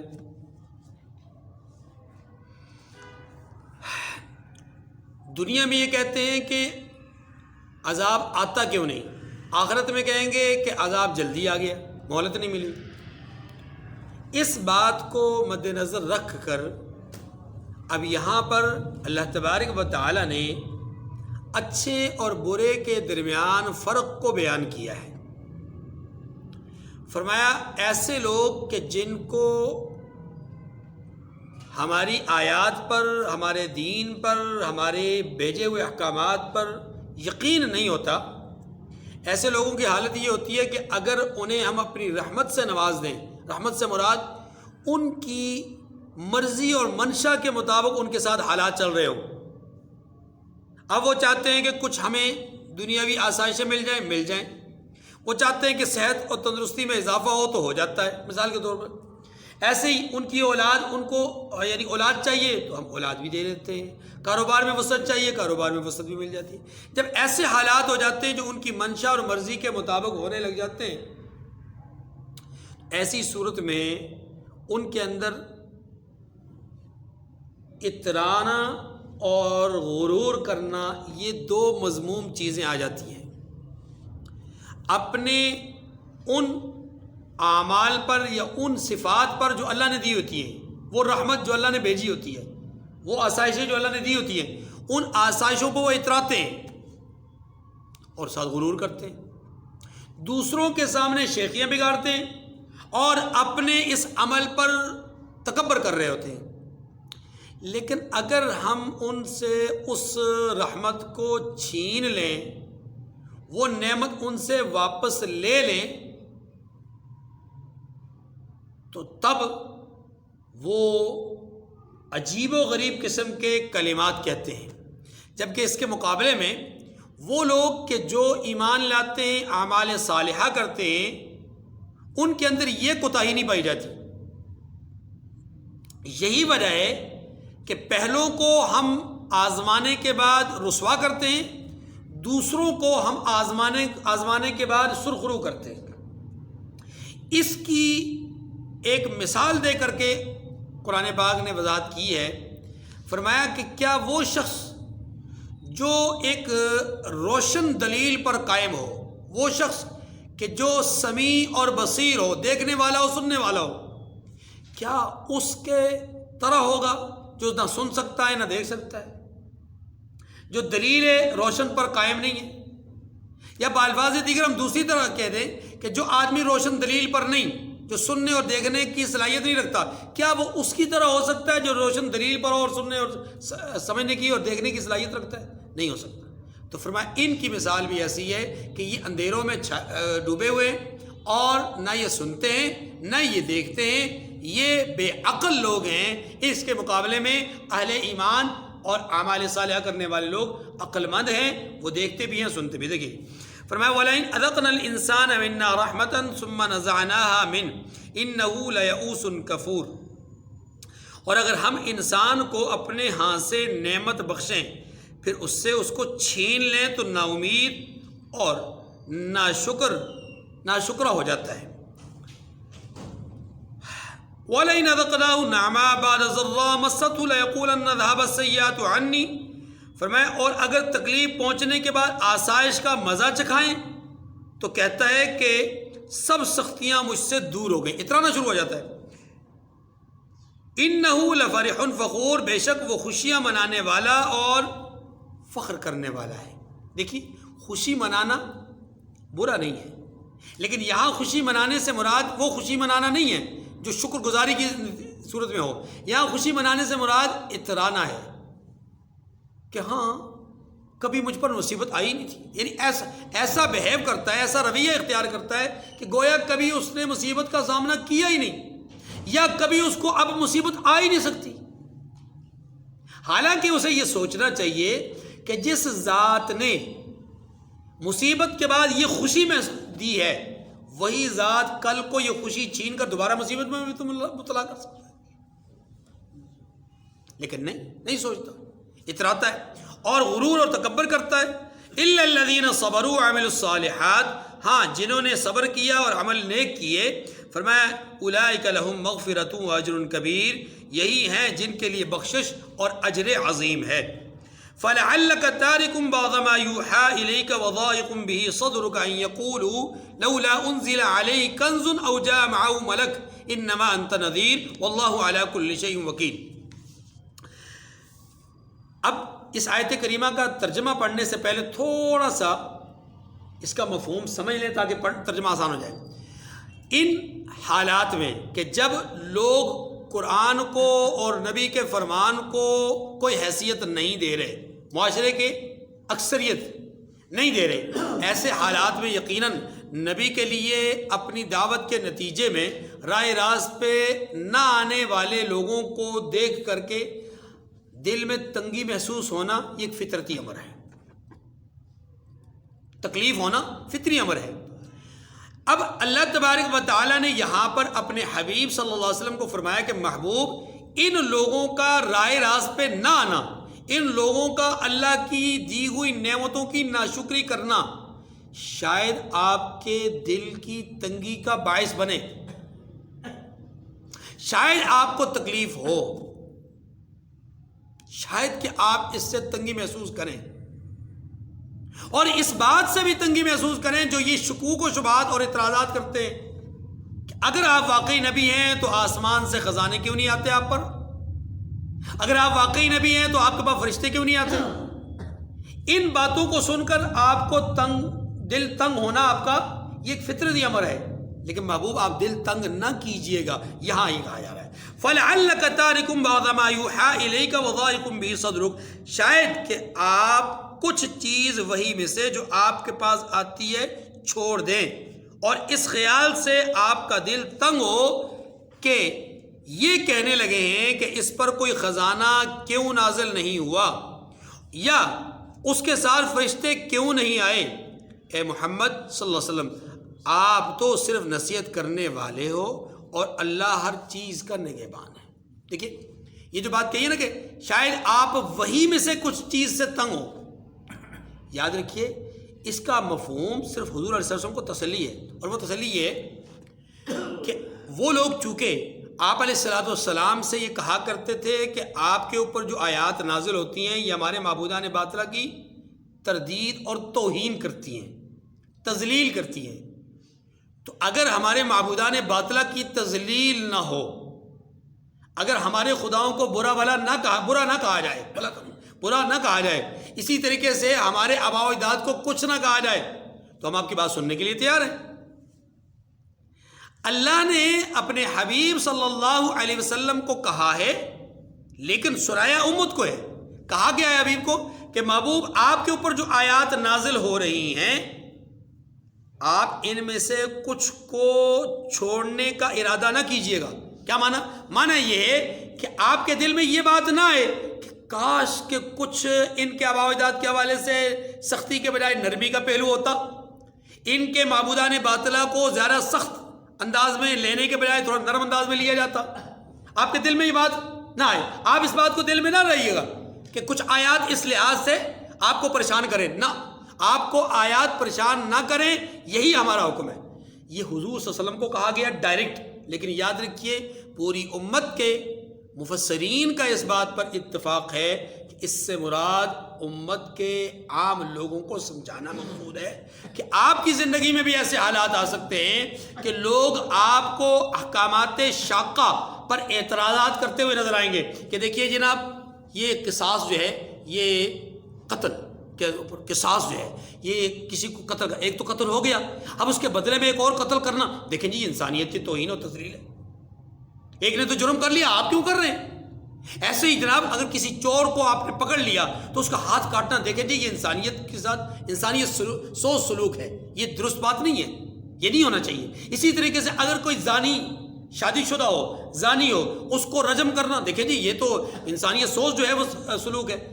یہ اعتراضات آپ پر، یعنی امت کو کہا جا رہا ہے کہ آنے والے وقتوں میں ہوں گے، ہو سکتے ہیں، لوگ آپ پر اعتراضات کر سکتے ہیں، تو آپ نے اس وجہ سے کہ یہ اعتراضات ہو رہے ہیں، کاش کہ اللہ اتنا سخت حکم نہ نازل کرتے، آیات کی وجہ سے آپ کے اندر تنگی نہیں محسوس ہونی چاہیے۔ بات سمجھ رہے ہیں؟ کہا حضور کو جا رہا ہے لیکن سنایا امت کو، اور اگر حضور کو بھی کہا جا رہا ہو، بتانا بھی حضور کو ہی مقصود ہو، تب بھی اس میں کوئی اعتراض والی بات نہیں ہے، کیونکہ حضور صلی اللہ علیہ وسلم کو کہہ کر کے امت کو یہ بتایا گیا ہے کہ اگر ہم اپنے محبوب کو یہ پیغام دے رہے ہیں، محبوب کو یہ دعوت دے رہے ہیں، تو تم تو بدرجہ اولا اس کے مستحق ہو۔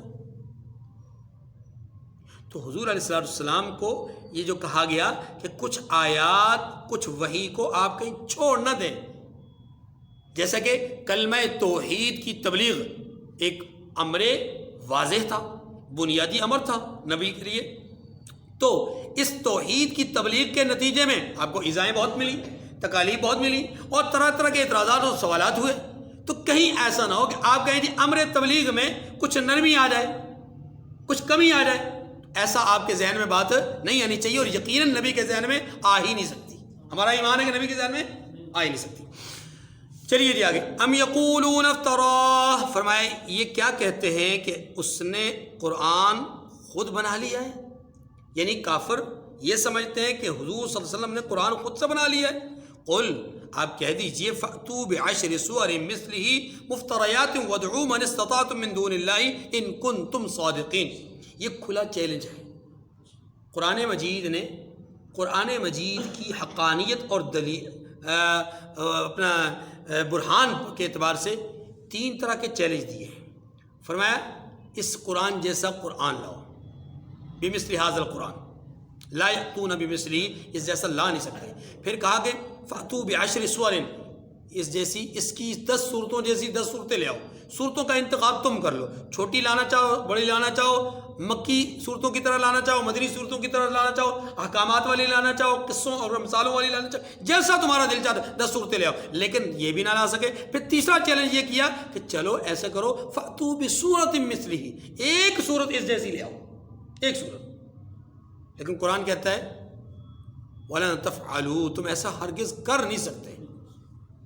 یہاں پر بھی وہی بات کہی گئی، فرمایا آپ محبوب ان سے کہو کہ اگر یہ قرآن میں نے لکھا ہے، میں نے خود سے گڑھا ہے، میں نے خود سے بنایا ہے، میری باتیں ہیں، یا میں نے کسی سے پڑھ رکھی ہیں، تو سنو، تم بھی تو فصیح اور بلیغ ہو، بلکہ میں نے تو کسی کے سامنے زانو تلمذ بھی طے نہیں کیا، میں نے تو کسی سے پڑھا بھی نہیں ہے، میں نے تو کسی سے سیکھا بھی نہیں ہے، نہ لکھنا سیکھا، نہ پڑھنا سیکھا، نہ کسی شاعر کے پاس بیٹھا، نہ قصہ خوان کے پاس بیٹھا، تو مجھ سے تو زیادہ تم فصاحت اور بلاغت کی بلندیوں پر بیٹھے ہوئے ہو بظاہر، ورنہ حقیقتاً یاد رکھیے رسول اللہ صلی اللہ علیہ وسلم سے زیادہ فصیح اور بلیغ کوئی بھی نہیں تھا۔ اوتی تو جوامع الکلم، اللہ کے رسول صلی اللہ علیہ وسلم نے فرمایا کہ مجھے جامع الکلم، یعنی مجھے ایسے مختصر کلموں سے اللہ نے نوازا، مختصر گفتگو سے اللہ نے نوازا کہ جو الفاظ کے اعتبار سے جملہ مختصر ہے، لیکن مفہوم کے اعتبار سے وہ جملہ اپنے اندر بہت بڑا ذخیرہ اور بہت بڑا مفہوم رکھتا ہے۔ یہ اللہ نے اپنے حبیب کو ایک خصوصیت عطا فرمائی، اور یہ بھی حضور کا معجزہ ہے، یہ بھی حضور کا۔ چلیے تو فرمایا کہ محبوب آپ ان سے کہہ دیجئے کہ اگر سچے ہو تو تم بھی ایسی 10 صورتیں بنا لاؤ، اور اللہ کے سوا جس جس کو بلا سکتے ہو بلا لو، اگر سچے ہو۔ یہاں ان کو سچائی کا ایک تانا دیا گیا ہے، 2 مفہوم ہو سکتے ہیں۔ ایک اس لیے ان کو کہا گیا، یہ دعوت دی گئی کہ اگر تم اپنے اس دعوے میں سچے ہو کہ حضور نے یہ خود سے بنایا ہے، تو پھر اس قرآن جیسی 10 صورتیں لاؤ، اگر تم سچے ہو۔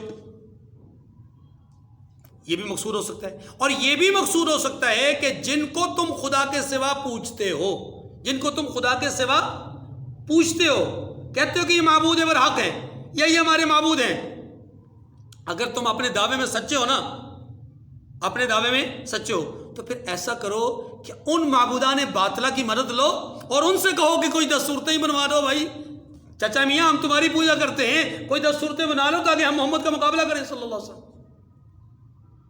لیکن نہ تم یہاں سچے ہو نہ تم وہاں۔ دیکھیے فَإِن لَّمْ يَسْتَجِيبُوا لَكُمْ فَاعْلَمُوا أَنَّمَا أُنزِلَ بِعِلْمِ اللَّهِ وَأَن لَّا إِلَٰهَ إِلَّا هُوَ فَهَلْ أَنتُم مُّسْلِمُونَ۔ فرمایا اگر وہ آپ کی بات قبول نہ کریں تو جان لیجئے کہ وہ اللہ کے علم سے اترا ہے، یعنی قرآن مجید، اور یہ کہ اس کے سوا کوئی معبود نہیں، تو آپ بھی اسلام، تو تمہیں بھی اسلام لے آنا چاہیے، یعنی ان سے کہیے کہ تمہیں بھی اسلام لے آنا چاہیے۔ من کان یرید الحیات الدنیا وزینتها نوفی الیہم اعمالہم فیہا وہم فیہا لا یبخسون۔ اب یہاں پر اللہ تبارک و تعالی نے بات کا رخ وہی رکھا، لیکن انداز بدل دیا۔ انداز کیا بدلا؟ فرمایا جو لوگ دنیا کی زندگی اور اس کی زیب و زینت کے طالب ہوں، ہم ان کے اعمال کا بدلہ انہیں دنیا ہی میں دے دیتے ہیں، اور اس میں ان کی حق تلفی نہیں کی جاتی۔ اگلی آیت پڑھ لیں پھر میں مفہوم بیان کرتا ہوں۔ اولئک الذین لیس لہم فی الآخرۃ الا النار، یہ وہ لوگ ہیں جن کے لیے آخرت میں جہنم کے سوا اور کچھ نہیں۔ وحبط ما صنعوا فیہا وباطل ما کانوا یعملون، اور جو عمل انہوں نے دنیا میں کیے سب برباد، اور جو کچھ وہ کرتے رہے سب ضائع ہوا۔ دیکھیے اس دنیا کے اندر انسان جو اعمال کرتا ہے اس کے سامنے 2 پہلو ہوتے ہیں۔ نمبر 1 مخلوق کو خوش کرنا، نمبر 2 اللہ کو خوش کرنا، مخلوق خود بخود خوش ہو جاتی ہے۔ یہ 2 ہی پہلو ہیں دنیا کے اندر رہتے ہوئے، خواہ وہ مومن ہے خواہ وہ کافر ہے، خواہ مومن ہے یا کافر ہے، 2 ہی پہلو ہیں دنیا میں اعمال کرنے کے، یا اس لیے کیے جاتے ہیں کہ دنیا خوش ہو، یا اس لیے کیے جاتے ہیں کہ اللہ خوش ہو، اور جب اللہ خوش تو مخلوق خود بخود خوش۔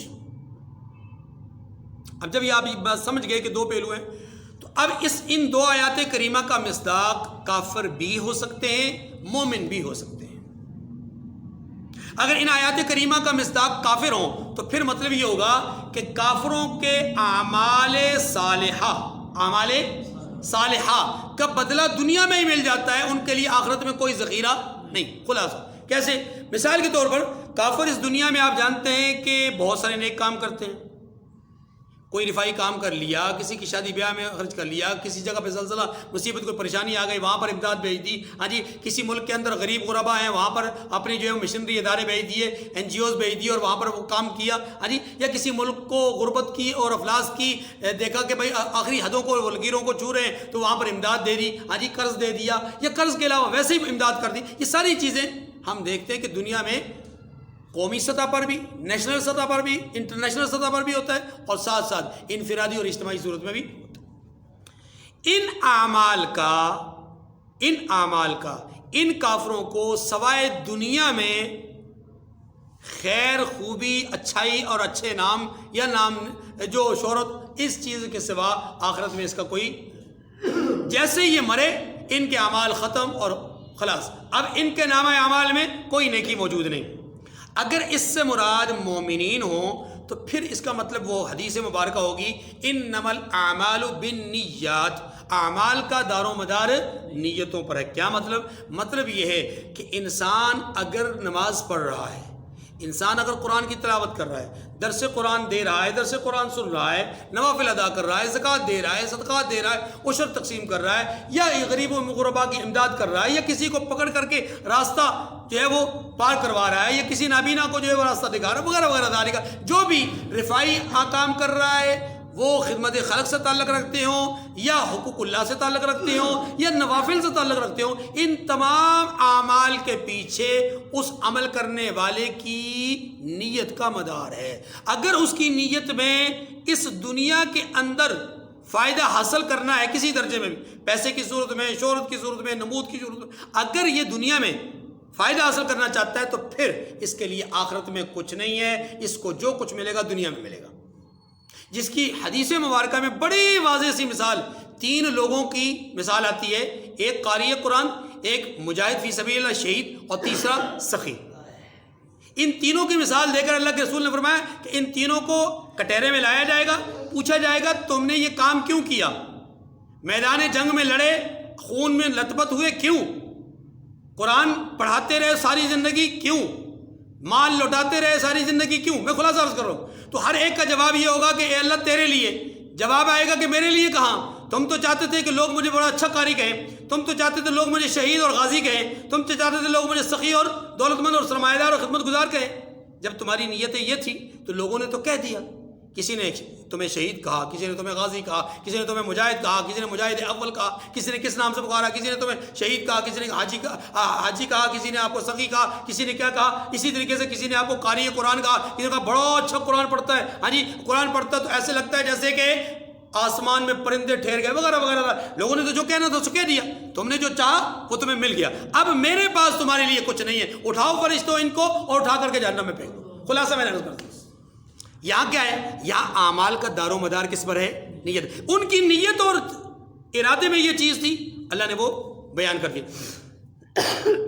اس آیت، ان 2 آیات کریمہ میں بھی یہی بات سمجھائی گئی، جو شخص اس دنیا میں اعمال سے اس دنیا کی زیب و زینت چاہتا ہو، ہم دنیا کی زیب و زینت دے دیں گے لیکن آخرت میں اس کے لیے کچھ بھی نہیں ہوگا. آگے دیکھیں، افمن كان على بينة من ربه ويتلوه شاهد منه ومن قبله كتاب موسى إماما ورحمة أولئك يؤمنون به ومن يكفر به من الأحزاب فالنار موعده فلا تك في مرية منه إنه الحق من ربك ولكن أكثر الناس لا يؤمنون. بھلا جو لوگ اپنے پروردگار کی طرف سے دلیل رکھتے ہوں، یعنی واضح دلیل ہو، اور ان کے ساتھ ایک گواہ بھی اس کی جانب سے ہو، یعنی اللہ کی جانب سے، اور اس سے پہلے موسیٰ کی کتاب ہو جو پیشوا اور رحمت ہے، تو کیا وہ قرآن پر ایمان نہیں لائیں گے؟ یعنی سوال ہے یہ بے رستور. آگے فرمایا کہ یہی لوگ تو اس پر ایمان لاتے ہیں، اور جو کوئی اور فرقوں میں سے اس سے منکر ہو تو اس کا ٹھکانہ آگے، تو تم اس سے شک میں نہ ہونا، یعنی قرآن پاک سے. یہ تمہارے پروردگار کی طرف سے حق ہے لیکن اکثر لوگ ایمان نہیں لاتے. توجہ، اس آیت کریمہ میں یہ سمجھایا گیا کہ وہ لوگ کہ جن کے پاس دلیل روشن موجود ہے، یعنی عقلی دلیل موجود ہے، دلیل عقلی موجود ہے، اور وہ کون لوگ ہیں؟ اس سے مراد اکثر مفسرین کے نزدیک یہود اور نصارہ ہیں، جن کے پاس تورات اور انجیل کی صورت میں اللہ کی طرف سے ایک دلیل موجود ہے. کیسی دلیل؟ اس بات پر وہ دلیل ہے کہ یہ قرآن اللہ کی طرف سے اتارا گیا ہے. ٹھیک ہے، اس سے مراد یہود اور نصارہ ہے. دوسرا قول یہ کہ اس سے مراد اہل اسلام ہے. کون ہے؟ اہل اسلام خود ہیں، کہ اہل اسلام کے بعد دلیل روشن یعنی قرآن پاک موجود ہے.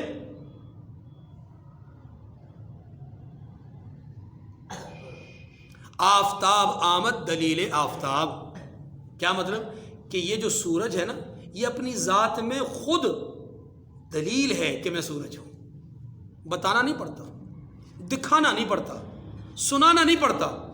سورج روشن ہوتا ہے تو خود بخود پتہ چل جاتا ہے سورج روشن ہو گیا، یہ سورج ہے. سورج اور چاند میں، دن اور رات میں فرق کے لیے سورج کافی ہے. فرمایا قرآن اپنی ذات میں خود دلیل ہے. قرآن اپنی ذات میں خود دلیل ہے. اسی لیے فرمایا کہ یہ قرآن جن کے پاس موجود ہے، یہ قرآن جن کے پاس موجود ہے، وہ قرآن خود اپنی ذات پر یہ دلالت کرتا ہے کہ یہ اللہ کی طرف سے اتارا ہوا ہے. اگر یہ اللہ کی طرف سے نہ اتارا ہوتا تو یہ بار بار کیوں چیلنج کر رہا ہے، لاؤ مجھ جیسی کوئی صورت، لاؤ مجھ جیسی کوئی 10 صورتیں. تو تم نہیں لا پا رہے، اس کا مطلب یہ خود دلیل ہے اس بات پہ کہ جناب یہ اللہ کی طرف سے اترا ہوا ہے. ٹھیک ہے. اس سے پہلے موسیٰ علیہ السلام کو کتاب دی گئی، اور وہ کتاب اس قرآن کے لیے پیشوا تھی، یعنی پہلے سے آنے والی تھی، پیشن گوئی کرنے والی تھی کہ کتاب دی جائے گی آخری نبی کو، اور وہ کتاب فرقان ہوگی، بین ہوگی، شاہد ہوگی، اور وہ کتاب دنیا اور آخرت کے اعتبار سے سب سے عظیم تر اللہ کی کتاب ہوگی. یہ بات پہلے سے بتائی گئی، پیشن گوئی پہلے سے موجود ہے. تو اس پیشن گوئی کو مد نظر رکھتے ہوئے تم ہماری نہیں انہی کی بات کو مان لو، اسی پیشن گوئی کو مد نظر رکھ لو. ایمان قبول کیوں نہیں کرتے؟ یہ ہے مطلب، مفہوم اس کا یہ ہے کہ تم ایمان کیوں نہیں قبول کرتے؟ تمہیں تو ایمان قبول کرنا چاہیے. یہ بالکل ایسے ہی ہے جیسا کہ سورہ سبا کے آخر میں، بلکہ سورہ فاطر کے آخر میں اللہ تبارک و تعالی نے فرمایا وَاقْسَمُوا بِاللَّهِ جَهْدَ أَيْمَانِهِمْ لَئِن جَاءَهُمْ نَذِيرٌ لَيَكُونُنَّ أَهْدَىٰ مِنْ إِحْدَى الْأُمَمِ. حضور کی آمد سے پہلے یہود قسمیں کھایا کرتے تھے کہ وہ آخری نبی جب آئیں گے نا تو ہم سب سے پہلے ان پر ایمان لائیں گے. کیوں بھائی؟ اس لیے تاکہ ہم پوری انسانیت میں سب سے پہل کرنے والے ہوں. آج بھی ہم بلند و بالا ہیں، ہم اس وقت بھی بلند و بالا ہو جائیں. لیکن اللہ فرماتے ہیں جب وہ آ گئے، جب وہ تشریف لے آئے تو لگے یہ انکار کرنے اور ضد کرنے اور جہود کا معاملہ کرنے کے لیے، کیونکہ وہ جو نبی دعوت دے رہے تھے، وہ جو قرآن نے دعوت دی ہے، وہ ان کے نظریات کے بالکل خلاف ہے. تو دیکھیں، اسی لیے فرمایا اِنَّهُ الْحَقُّ مِن رَبِّكَ وَلَٰكِنَّ أَكْثَرَ النَّاسِ لَا يُؤْمِنُونَ. یہ قرآن اللہ کی طرف سے برحق ہے لیکن اکثر لوگ ایمان نہیں لاتے. آگے وَمَنْ أَظْلَمُ مِمَّنِ افْتَرَىٰ عَلَى اللَّهِ كَذِبًا أُولَٰئِكَ يُعْرَضُونَ عَلَىٰ رَبِّهِمْ وَيَقُولُ الْأَشْهَادُ هَٰؤُلَاءِ الَّذِينَ كَذَبُوا عَلَىٰ رَبِّهِمْ أَلَا لَعْنَةُ اللَّهِ عَلَى الظَّالِمِينَ. اور اس سے بڑھ کر ظالم کون ہوگا جو اللہ پر جھوٹ افترا کرے، جھوٹ کرے. ایسے لوگ اللہ کے سامنے پیش کیے جائیں گے اور گواہ کہیں گے کہ یہی لوگ ہیں جنہوں نے اپنے پروردگار پر جھوٹ بولا تھا. سن لو کہ ظالموں پر اللہ کی لعنت ہے. توجہ جی، اس سے بڑھ کر ظالم کون ہوگا؟ کس سے؟ جو اللہ پر جھوٹ کرتا ہے. اللہ پر جھوٹ کون کر رہا ہے؟ یہ ذرا غور کیجیے گا. اگر تم یہ کہتے ہو کہ یہ قرآن محمد رسول اللہ علیہ وسلم نے خود سے گڑھا ہے تو اس کا مطلب یہ کہ حضور صلی اللہ علیہ وسلم نعوذ باللہ اللہ پر جھوٹ کر رہے ہیں، تو پھر ان سے بڑا ظالم کوئی نہ ہوا. اور اگر یہ بات سچ ہے تو تم اس کی دلیل لاؤ. اس کی دلیل نہیں، لہذا اس کا مطلب یہ ہوا کہ وہ نہیں اللہ پر جھوٹ کر رہے، تم اللہ پر جھوٹ کر رہے ہو کہ اللہ نے ان کو نبی نہیں بھیجا. انکار کر کے تم جھوٹ کر رہے ہو. اور یاد رکھو کہ تمہارا یہ گڑا ہوا جھوٹ قیامت کے دن تمہاری رسوائی کا سبب بنے گا، اس لیے کہ کل قیامت کے دن گواہ تمہارے خلاف گواہی دیں گے. وہ گواہ کون ہے؟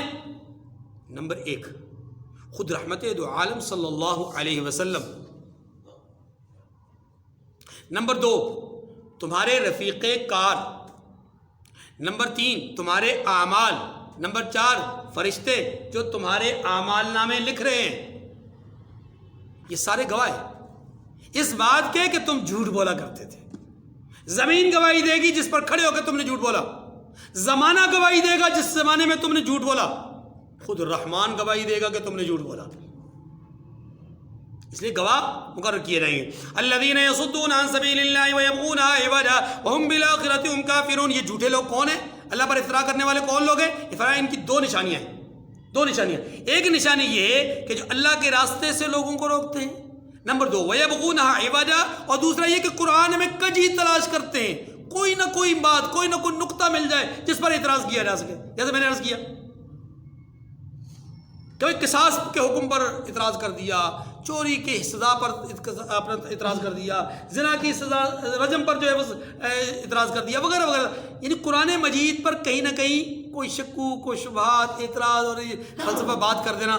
دیکھو جی، خود تو 9 بیویاں رکھی ہوئی ہیں نعوذ باللہ، اور امت کو، اپنے لوگوں کو، ماننے والوں کو کہا تم زیادہ سے زیادہ 4 کر سکتے ہو۔ تو دیکھو جی، یہ تضاد نہیں ہے، یہ اپنے حکم اور اپنے فیصلے کے خلاف کام کرنا نہیں ہے، اپنے لیے فیصلے اور دوسروں کے لیے فیصلے ہو، اس طرح کر کے شکوک و شبہات پیدا کرنا۔ جیسے کہ مثال کے طور پر ایک آدمی لانتی، وہ اپنے مجمع میں کھڑے ہو کر کے کہتا ہے جناب میں نے ایک چھابڑی فروش نے مجھ سے کہا کہ ملا تو جھوٹ بولتا ہے، حضرت بکر صدیق جو ہے وہ حضرت فاطمہ الزہرا کے ساتھ زیادتی نہیں کر سکتے، ان کے حق پر غصب نہیں کر سکتے، تو میں نے کہا چھابڑی فروش جا کے اپنے محلے کے مولوی سے پوچھ، اس سے جواب ہاں یا نہ میں لینا، اس سے پوچھ کہ سیدہ خلیفہ اول کے دروازے پر حق مانگنے آئی تھیں یا نہیں، ہاں یا نہ میں جواب دے۔ وہ جب تفصیل بیان کرنا چاہے تو کہ تفصیل کی مجھے ضرورت نہیں، بس صرف اتنا بتا آئی تھی یا نہیں آئی تھی۔ اب ظاہر ہے وہ کہیں گے، مولوی کہیں گے کہ نہیں آئی تھیں تو میرے پاس آنا، میں دلائل دوں گا انہی کی کتابوں سے، اور اگر وہ کہیں کہ آئی تھیں تو میرا دعویٰ ثابت ہو گیا کہ حضرت سیدہ وہاں گئی۔ اب اگلا سوال اس سے کرنا، حق دیا تھا کہ نہیں دیا تھا؟ مولوی اگر وضاحت کرنا بیان کرنے لگ جائے تو کہنا کہ وضاحت کرنے کی ضرورت نہیں، مجھے بس بتا حق دیا کہ نہیں دیا۔ مولوی کہے گا فلاں حدیث، فلاں، سے کہے مجھے حدیث نہیں چاہیے، مجھے اور کچھ نہیں چاہیے، مجھے جواب دے دیا یا نہیں دیا۔ دیکھ یہ انداز ہے۔ اب اس طرح اگر کیا جائے تو پھر میں پوچھوں گا کہ جناب ذاکر صاحب آپ یہ بتلائیے کہ سیدنا علی المرتضیٰ ابو بکر کے پیچھے کھڑے ہو کر نماز پڑھی تھی یا نہیں پڑھی تھی؟ اگر تو کہے نہیں پڑھی تھی، میں تیری کتابوں سے ثابت کروں گا کہ پڑھی تھی، اور اگر پڑھی تھی تو میرا اگلا سوال یہ ہے کہ سچا مان کے پڑھی تھی یا جھوٹا مان کے پڑھی تھی؟ اگر تو کہے جھوٹا مان کے پڑھی تھی تو میں سوال کروں گا علی کی نمازوں کا کیا ہوا، اور اگر تو کہے کہ نہیں سچا مان کے پڑھی تھی، پھر تجھے کیا تکلیف ہے تو ابو بکر کو نہیں مانتا رضی اللہ عنہ؟ بات اس طرح نہیں ہوتی، یہ تو لفظوں کی جنگ ہے، لفظوں سے نہیں چلا جاتا۔ بات یہ ہے کہ یہ جو اعتراضات، یہ جو انداز ہوتا ہے، یہ باطل کا انداز ہوتا ہے، حق والوں کا انداز نہیں ہوتا۔ حق والوں کا انداز نہیں ہوتا یہ میرا دعویٰ ہے، اس دعوے کی دلیل یہ میری بات ہے، اس بات کا ثبوت یہ ہے، یہ میری بات ہے، اس بات کی برہان یہ ہے۔ قرآن کہتا ہے کہ یہ جو باطل لوگ ہیں، یہ جو اللہ پر جھوٹ باندھتے ہیں، ان کی 2 بڑی مذموم صفات ہیں۔ پہلی صفت یہ کہ رائے حق سے لوگوں کو روکتے ہیں، دوسری صفت یہ ہے کہ اللہ کی کتاب میں ٹیڑھ اور کجی تلاش کرتے ہیں۔ وَهُمْ بِالْآخِرَةِ هُمْ كَافِرُونَ، اور دل سے یہ آخرت کا انکار کرنے والے ہیں۔ اولئک لم یکونوا معجزین فی الارض وما کان لهم من دون اللہ من اولیاء یضاعف لهم العذاب ما كانوا یستطيعون السمع وما كانوا یبصرون۔ فرمایا کہ یہ لوگ زمین میں ہرا نہیں سکتے، یعنی اللہ کو عاجز نہیں کر سکتے، اور نہ اللہ کے سوا کوئی ان کا حمایتی ہے۔ معنی یہ کہ اللہ کے سوا کوئی ان کا کارساز بھی تو نہیں ہے۔ اے محبوب، ان کو دوہرا عذاب دیا جائے گا کیونکہ یہ اپنے عناد اور شدت کفر کی وجہ سے سن نہیں سکتے، مطلب یہ سننا نہیں چاہتے، اور نہ ہی یہ دیکھ سکتے تھے۔ معنی یہ کہ دیکھنا بھی، حق کو دیکھنا نہیں چاہتے، حق کو سننا نہیں چاہتے، انہوں نے سنا نہیں، دیکھا نہیں۔ اولئک الذین خسروا انفسهم وضل عنهم ما كانوا یفترون۔ فرمایا یہی ہیں جنہوں نے اپنے آپ کو خسارے میں ڈالا اور جو کچھ یہ افتراء کیا کرتے تھے ان سے جاتا رہا۔ یعنی دنیا کے اندر جو دعوے کیا کرتے تھے اب وہ دعووں کی دلیل ان کے پاس ہے نہیں، لہذا خالی دامن ہمارے پاس آ گئے۔ لا جرم انہم فی الآخرۃ هم الاخسرون۔ فرمایا بلا شبہ یہ لوگ آخرت میں سب سے زیادہ نقصان پانے والے ہیں۔ بھائی کیسے؟ دیکھیے جن کو یہ کہتے تھے ہمارے معبود ہے وہی قیامت کے دن انکار کر بیٹھیں گے، یہ تو خالی ہاتھ رہ گئے نا، نہ ادھر کے رہے نہ ادھر کے رہے۔ ان الذين امنوا وعملوا الصالحات واخبتوا الى ربهم اولئك اصحاب الجنه هم فيها خالدون، اس کے مقابلے میں مسلمان ہیں، فرمایا جو لوگ ایمان لائے اور عمل نیک کیے اور اپنے پروردگار کے آگے عاجزی کی یہی صاحب جنت ہے، یعنی جنت میں رہنے والے، ہمیشہ اس میں رہیں گے، هم فيها خالدون، ہمیشہ اس میں رہیں گے۔ مثل الفريقين كالأعمى والأصم والبصير والسميع هل يستويان مثلا افلا تذكرون، فرمایا ان کافروں اور مومنوں کی مثال ایسی ہے جیسے ایک اندھا بہرا ہو اور ایک دیکھتا سنتا، یعنی ایک آدمی ہو اندھا بھی ہو بہرا بھی ہو اور دوسرا اس کے مقابلے میں دیکھ بھی رہا ہو سن بھی رہا ہو، فرمایا ان دونوں کی مثال ایسے ہے، جو ہے کافر جو ہے وہ اندھا اور بہرا ہے، مومن جو ہے وہ دیکھتا اور سنتے والا ہے، فرمایا بھلا دونوں کا حال ایک جیسا ہو سکتا ہے؟ ہرگز نہیں۔ افلا تذکرون، پھر یہ سوچتے کیوں نہیں؟ وآخر دعوانا الحمد للہ رب العالمین۔